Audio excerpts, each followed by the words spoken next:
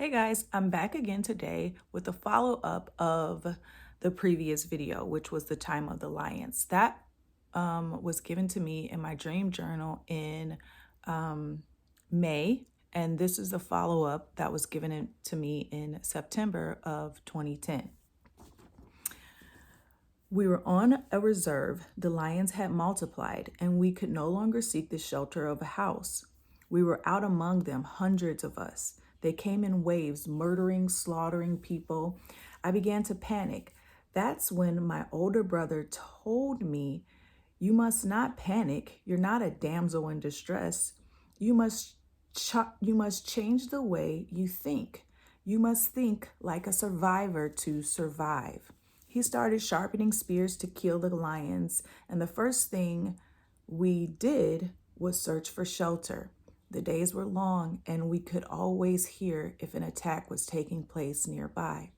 We sought out shelter in a cave-like area and covered the entrance with wood and brush. On one of our fishing trips to the water, a lion sat in the bush and stalked us. When it lunged in the air for my brother, he took a bow and arrow and said, "A lion is weakest in the air in attack mode, lunging towards you."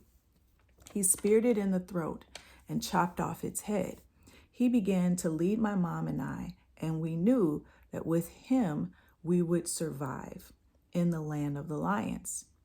However, one day he was taken by the rangers, and my mom and I were left alone. Our cave home was ransacked, and now we were left on our own. The first thing I wanted to do was panic. A feeling came instantly over me and said to do what you saw your brother doing. So I began to fish like my brother. I began to teach my mom archery. I told her to be strong. Inhale from your diaphragm and exhale when you release the arrow. The day came when I was fishing. My mom and 5 others were waiting in the bush, and a bear began to charge me on the beach. He ran with full force towards me. I did what I saw my brother do before. I took out my bow and arrow, and when he was inches away from me, standing on his hind legs, I struck him in the throat. Then the Holy Spirit said to me, "I can't teach you to survive when in survival mode. You have to know how beforehand. Remember what you've been taught during the times of the lions." So I believe God was just telling me that when hard times come, when adversity comes, when there's fear, when you don't really understand, what's going on, do what you've been taught to do. As believers, as Christians, we've been taught to pray, fast, read the word, spend time with God, like actually try to discern in the spirit what's going on.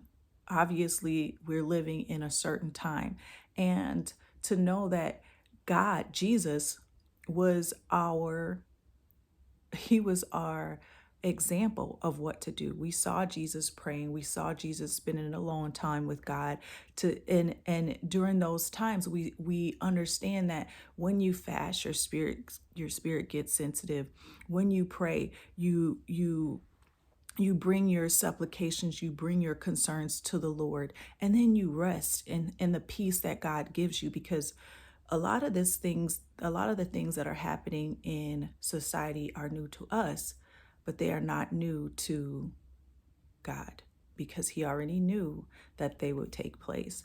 So again, I think just with this dream, the moral of this story was to do what you've been taught. Do what you know to do, which is rely on God. And in those words, even, there's peace in that, because God is the most reliable person that you can trust. Be blessed.